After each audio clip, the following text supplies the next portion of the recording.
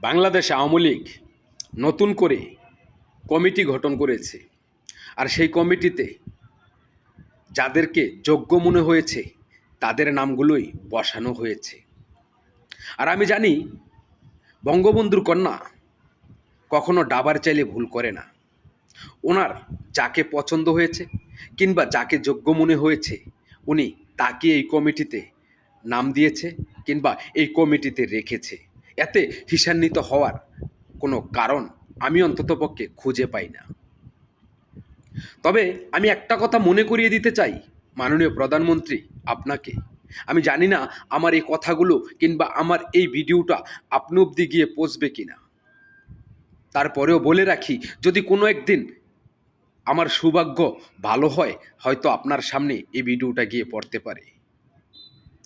5ই আগস্টের পর যে ভাইরা কাফনের কাপড় পরে রাজপথে নেমে জয় বাংলা স্লোগান দিয়েছে, যে ভাইরা প্রতিনিয়তই 5ই আগস্টের পর থেকে নির্যাতিত হয়েছে, যে ভাই তার বোনকে হারিয়েছে, যে মা তার সন্তানকে হারিয়েছে, যে বাবা তার একমাত্র সন্তানকে হারিয়েছে, কিংবা এই 5ই আগস্টের পরে বিশেষভাবে এই অনলাইন প্ল্যাটফর্মে আমার কন্টেন্ট ক্রিয়েটার, বড় বড় কন্টেন্ট ক্রিয়েটার ভাইয়েরা যারা এই সোশ্যাল মিডিয়ারকে সব সময় জয় বাংলা জয় বঙ্গবন্ধু স্লোগানে কাঁপিয়ে রেখেছে, তাদেরকে কখনো অবহেলার চোখে দেখবেন না।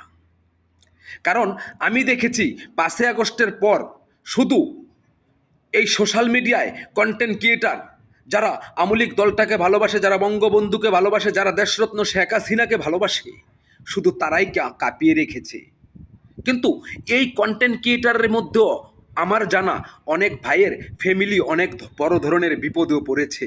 শুধু সে কেন এই অনলাইন প্ল্যাটফর্মে এসে আওয়ামী লীগ নিয়ে কথা বলে, আওয়ামী লীগের ভিডিও পোস্ট করে এই বিষয়গুলো নিয়ে। তাই তাদেরকে কখনো ছোট করে দেখা যাবে না, তাদেরকে অবহেলা করাও যাবে না।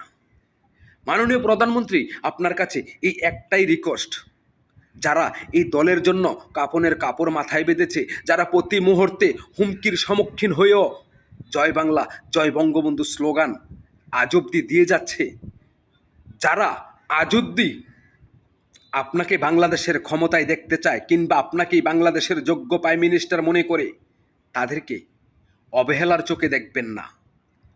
কারণ এই হাইব্রিড কিছু নেতাকর্মীর কারণেই কিন্তু আপনার দলের আজ এই করুণ অবস্থা। তাই এই হাইব্রিডগুলোকে দল থেকে করস দিয়ে সাধারণ মানুষকে টেনে নেন।